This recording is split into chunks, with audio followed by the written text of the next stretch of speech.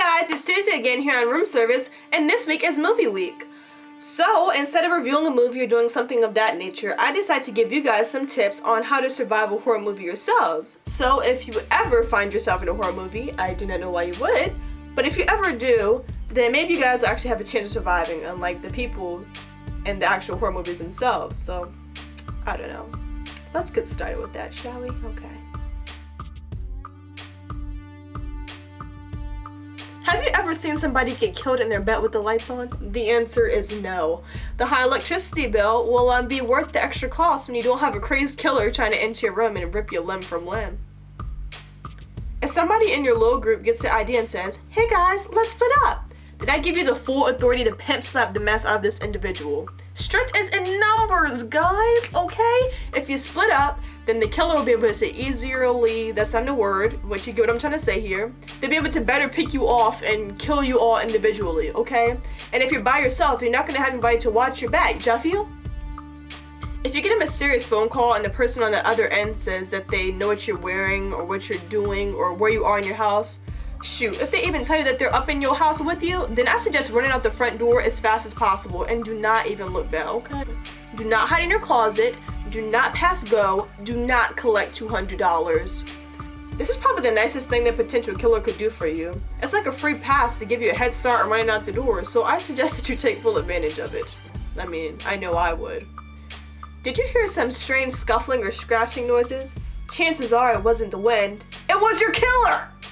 In a horror movie, you can't be optimistic because your life is on the line. So, if you hear some suspicious noises, then I suggest that you get up out of there. If you happen to trip on air like they typically do in horror movies, then I suggest that you get up and run. I'm pretty sure that your ankle is fine, so you need to stop being a wuss. You just need to get yourself up and exit the premises. Just run. Which one would you rather have?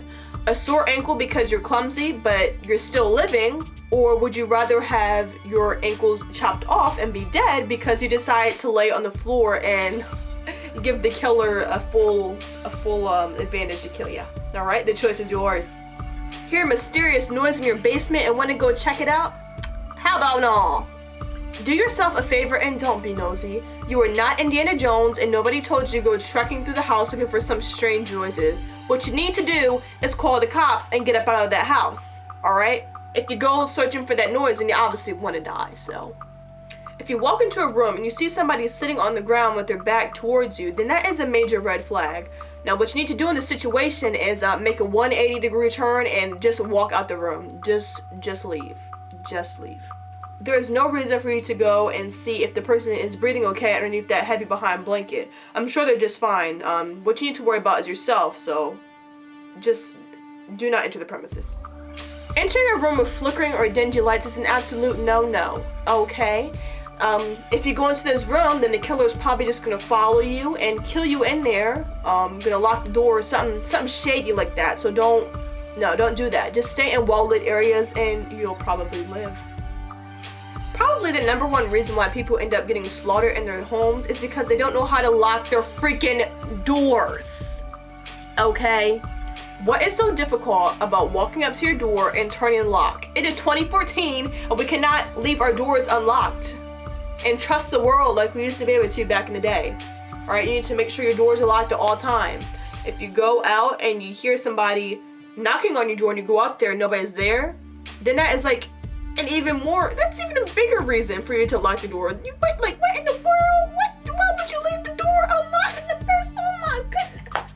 And if you happen to be black, then these tips are not going to work for you because we all know that the black person never survives to the end of the movie. And I'm not sure why that is. Alright guys, and that's that. I hope that you enjoyed this little video here and that you learned some important tips on how to survive during a horror movie or just life in general, because I feel like there's some really good tips in there. Just in, for day-to-day activities and whatnot. But yeah, what I want you guys to do is comment below, what is your favorite tip that I gave you guys tonight? I would love to hear that. So don't forget to thumbs up if you liked it, subscribe, and watch the rest of our videos here on Room Service. I also started my main channel, so if you want to look over here, then you can go to my video. So that's fun. Alright, so until next time, I'll see you guys later. stay Gucci.